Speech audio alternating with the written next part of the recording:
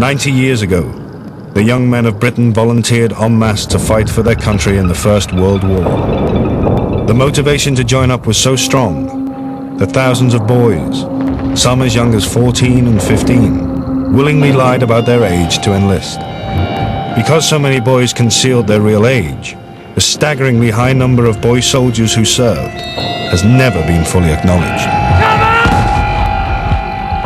Now, new research reveals that at least 250,000 underage boys courageously fought for Britain. Many were buried, along with the secret of their age. This film reveals why so many boys were allowed to illegally enlist, and how the British government repeatedly turned a blind eye. There has been fraud, deceit and lying practiced by the War Office. You have taken boys of ages 15, 16 and 17 rather than face the issue of conscription.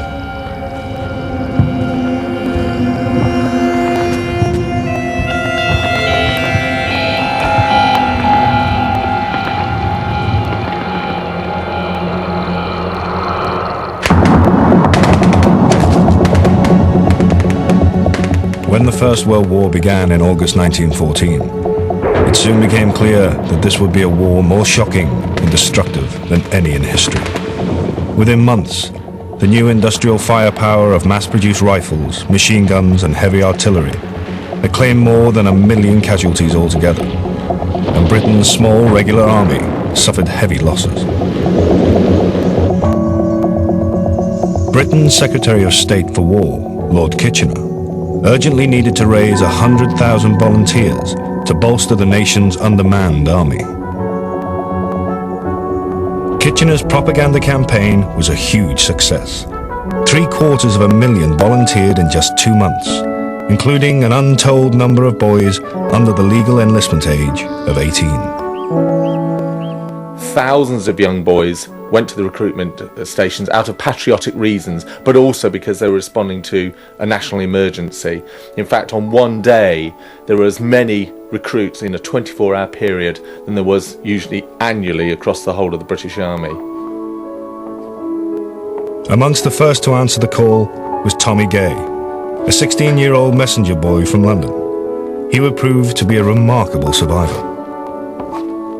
I had to go in the army because Lord Kitchener, he put a poster on the wall and it said, "We want you, we want you." When we went to the door, the man said, "Oh yes, you're just the lads we want." And I was 16 when I had to go in the army, but I said I was 18. Also amongst Kitchener's new recruits was Dick Trafford. Richard Trafford. A 15-year-old coal miner from Lancashire. Age? 18. I was only 15 when I joined up. What do you want, Sonny? The sergeant, he said, "What do you want, Sonny?" I want to go with the lads. You're not old enough. Oh yes, I am. I'm 18. If you don't believe me, I'll go home and get my birth certificate. Oh, he said, "It's all right, I'll take your word for it." From then onwards, I was 18. With no compulsion to show a birth certificate, boys could lie about their age, and once they'd signed the enlistment form, they duly became British soldiers. Raise your right hand and repeat after me. I, Richard Trafford. I, Richard Trafford. Boys like Dick Trafford, who took the oath to fight for king and country, had been brought up on stories of military glory and the idea of war as a heroic adventure. His Majesty King George V. Many of the nation's youth were members of uniformed organisations, like the Boys' Brigade and the Scouts, which instilled a sense of patriotic duty. Government policy stated unequivocally that these young boys were not eligible to join up, as the minimum age for enlistment was 18, and the minimum for service overseas was 19. So help me God. The main government spokesman was Under-Secretary of State for War, Harold Tennant. The lowest age at which a man may be accepted for the regular army is 19, and no man can be accepted for direct enlistment unless he gives his age on attestation as 19 or over. However, in drill halls up and down the country, the reality of recruitment was very different. Horace Isles. Among the very youngest to enlist was Horace Isles, who joined the 18. Leeds Pals in September 1914. He was only 14 years old. Horace Isles presented himself for enlistment as all the other boys had done at a recruiting office. It was easy to become a soldier at that time for a boy who was underage. No one was really that interested in questioning him about his real age or asking for a birth certificate. They wanted to get as many men into the army as fast as they could. It was as simple as that. There was a mood of euphoria as communities of men all over Britain signed up for the war. But one man went against public opinion. Arthur Markham, an entrepreneur from a wealthy mining family and Liberal MP for Mansfield, began to question why boys were being accepted into the British Army. Some 5,000 men have joined the new army from the collieries and works with which I am associated. They were enlisted many months before they could be equipped even with rifles. Boys of 16 and 17 have been enlisted, who are useless now, but who, in a prolonged war, may be invaluable later on.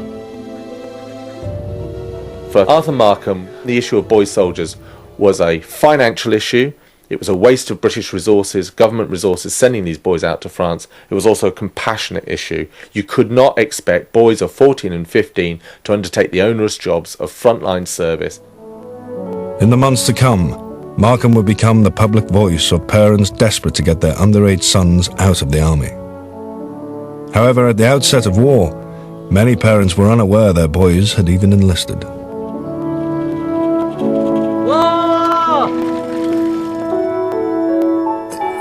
Of course, I got home and told my parents, and my mother played hell. Said I'm all right at my age, and my father said, let him go if he wants to. Tommy Gay was another boy who secretly joined up against the wishes of his parents. So, of course, when I got home, I got the biggest basting and good hiding that I've ever had in my life. My mother, she hit me hard. I went bang against the wall. She smacked me again. Some of the young boys who joined up were also leaving behind girlfriends. One of them was Florence Billington, whose sweetheart was having second thoughts about having enlisted. We were desperately in love with each other. We really fell for each other. Had a crush. Thinking of him day and night, and he was me. And we made that promise that as soon as the war was over, which was about Christmas, we'd get engaged. It was a promise, and that was it. So that was a promise he went away with in his heart, that it wouldn't be for long. He was worried to death, and I was trying to comfort him. I didn't know what to say. I knew nothing about war or anything like that. But all I could do was to tell him to look on the bright side, that there were better days in store when it was all over. But he was quite convinced that he was going to be killed. The patriotic volunteers of Kitchener's new army were prepared for frontline duty, and the boys took their place alongside older men as they were trained to kill.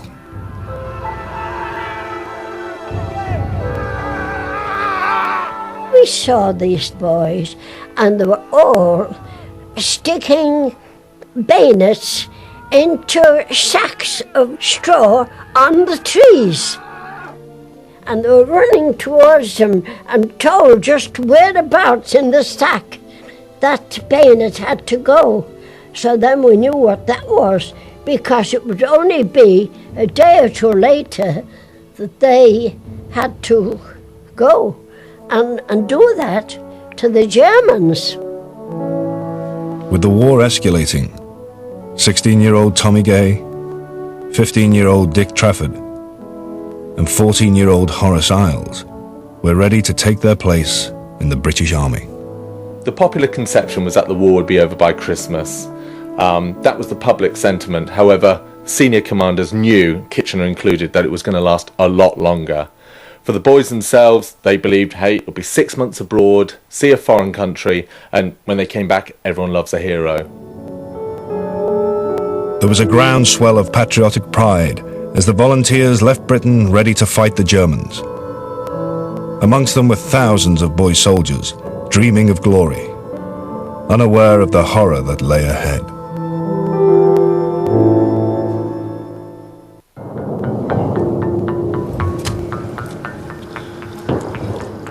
In the summer of 1916, Horace Isles, just 14 when he enlisted, was preparing for the long-awaited big push against the German army on the Somme, which it was hoped would finally bring the war to an end. For days, the British artillery had pounded the German lines, hoping to destroy their defences. On the 1st of July 1916, 120,000 men were ready to go into battle. It was to be the first time over the top for Horace Isles, serving with the Leeds Pals. On the 1st of July, the Leeds Pals were in these fields just ahead of us here, in their trenches, waiting to go. Horace Isles, he's been out in France for a few months, he's been wounded once, but he's seen nothing like this. This is a totally different kettle of fish. He's going over the top for the very first time.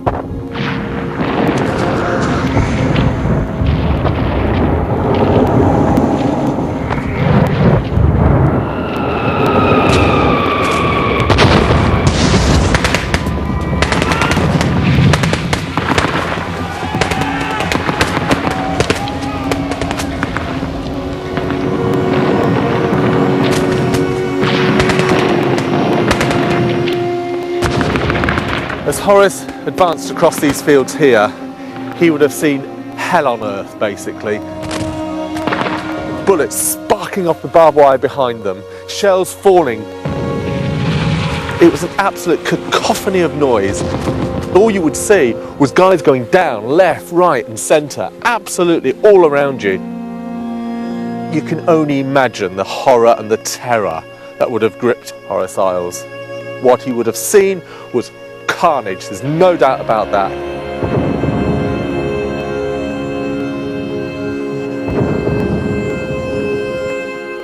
Back in England, Horace Isles' sister, Florrie, was writing him a letter begging him to tell the army his true age. My dear Horace, I'm so glad you're all right. For goodness sake, tell them how old you are, and I'm sure they'll send you back if they know you're only 16. Please try to get back. Your loving sister Florrie.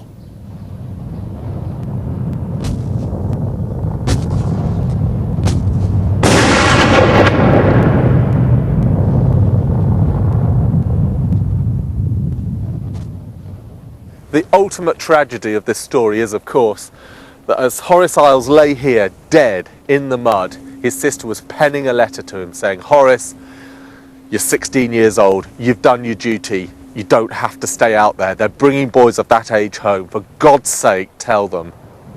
When that letter was sent to the front, the letter was stamped, killed in action, sent back home. Here on that day, 20,000 killed, 40,000 wounded, those are the statistics. Of those, 2,500 were underage soldiers, 500 of whom were killed. Amongst them, of course, Horace Isles, but many, many others of 16 as well, and even younger. As the battle continued through the summer and autumn, the tragic loss of many young sons and brothers sent shockwaves through homes the length and breadth of the nation. Madge Main-Donald's 17-year-old brother had also fought on the Somme. My father was sent a telegram, but I didn't know he'd had the telegram. I came in from school. I think he had been very upset. Well, he was his eldest, and his beloved son, wouldn't he?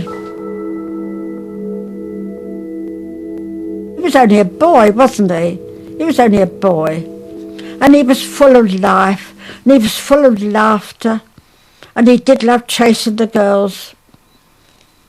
And I think to myself, he was at the beginning of his life. What did he know? He knew nothing, did he?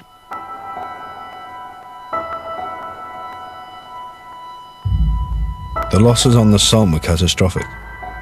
Around 350,000 British soldiers were killed or wounded. Hidden within the military records is the fact that around 18,000 were boy soldiers. The sacrifice of so many young men shocked British society to its core. The tragedy had a massive impact on Arthur Markham. However, through 1916, the recruitment of underage boys was being dramatically reduced. Not as a result of Markham's campaign, but due to the phasing in of conscription for all eligible men aged 18 and over. Everyone had to register and provide confirmation of their age. Arthur Markham was in favour of conscription. He thought that those who were old enough to fight should fight. However, conscription was not an answer to his prayers. He was not going to be able to get out any more quickly those boys who were 15 or 16 who were serving out in France. The boys who had lied about their age remained out at the front. There was no provision in the conscription bill to bring them home, and their return from service overseas remained at the discretion of the army's commander-in-chief. Markham's campaign faltered. He had fought tirelessly on the issue of boy soldiers, and it took its toll on his health. In August 1916, he died from a heart attack, aged just 50. Arthur Markham was a very courageous man. He was a man who was willing to pick up an issue and run with it despite being unpopular, and at times he was very unpopular with the speeches he made in the House of Commons. He was not willing to be fobbed off, to be seen as some sort of maverick on the extremes of politics. Arthur Markham should be remembered as a tenacious and courageous man.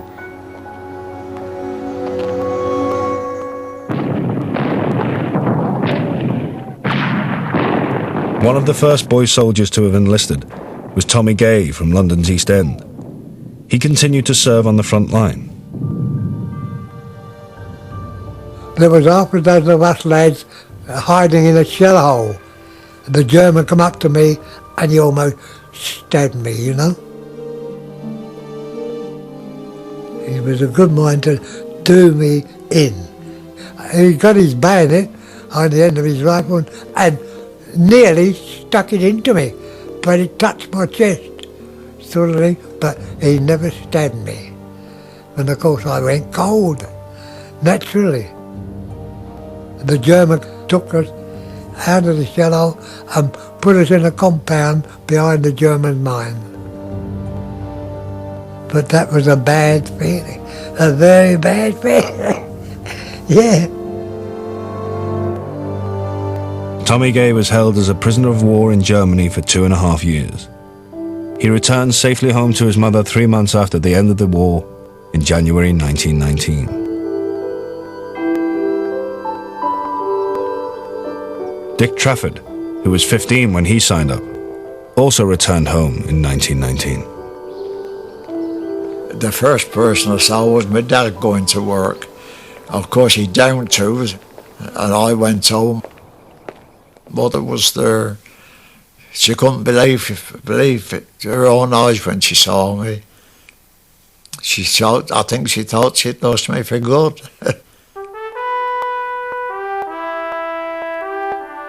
The heroic contribution of the underage soldiers in the Great War has never been fully acknowledged.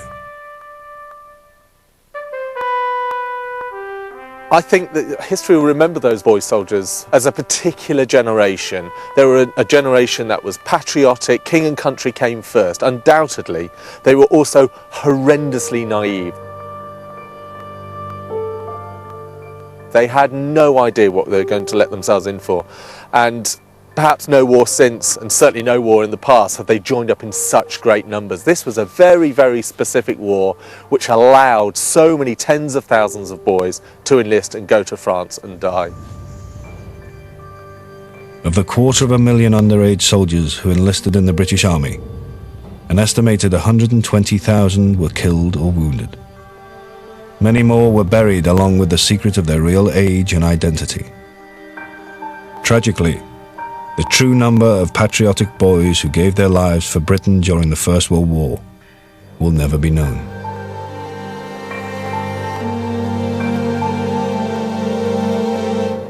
From its origins in the 13th century to its demise in World War II, the comprehensive and intriguing history of the Imperial Japanese Navy